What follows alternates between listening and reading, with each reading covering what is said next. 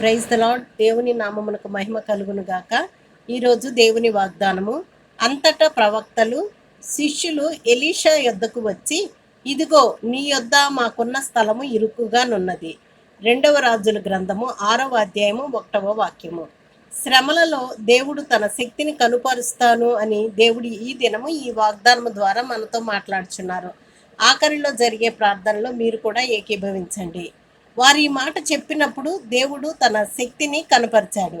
ఈ వాక్య భాగం చూడండి. నీ దేవుడైన యెహోవా నీ మధ్య ఉన్నాడు, ఆయన శక్తిమంతుడు, ఆయన మిమ్ముని రక్షించును. జెఫన్యా గ్రంథము 3వ అధ్యాయం 17వ వాక్యము.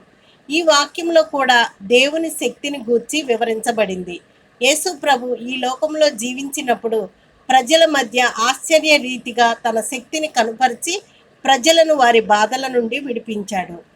ఒక చోట ఒక చిన్న సంఘం ఉండింది. ఆ సంఘ సభ్యులందరూ చాలా పేదవారు. ప్రతి నెల కొంచెం కొంచెం పైకం జమ చేసుకొని వారున్న పాక, అంటే అది చర్చిలాగా పీకేసి అక్కడ ఇటుకలతో చిన్న ప్రార్థనా మందిరం కట్టుకున్నారు. చర్చి నిర్మాణం పూర్తయిన తర్వాత ఫలానా తేదీన సంఘ ప్రతిష్టారాధన చేసుకోవాలని నిర్ణయించుకున్నారు. ఆ ప్రాంతంలోనున్న సువార్త వ్యతిరేకులు చేరి ప్రతిష్టారాధన రోజే మేమందరం ఆ మందిరాన్ని కూల్చివేస్తామని వారి నాయకుడు చెప్పాడు. సంఘ కాపరి సంఘస్థులు చాలా భయం చెందారు. అందరి కన్నీళ్లతో గొలుసు ప్రార్థన చేశారు.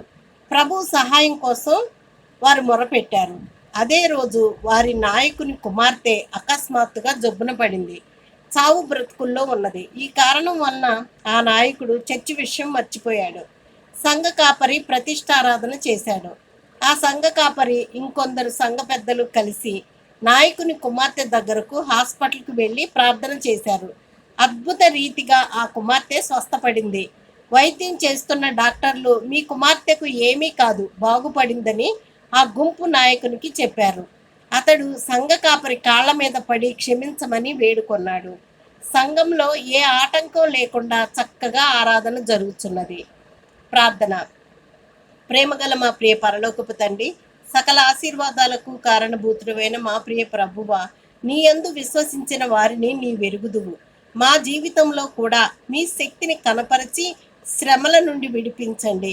మా ఆందోళనను తొలగించి నీ యందు పరిపూర్ణ విశ్వాసం కలుగునట్లు కాపాడి కృపచూపమని ప్రార్థించుచు అడిగి వేడుకొని పొందియున్నాము తండ్రి. ఆమెన్.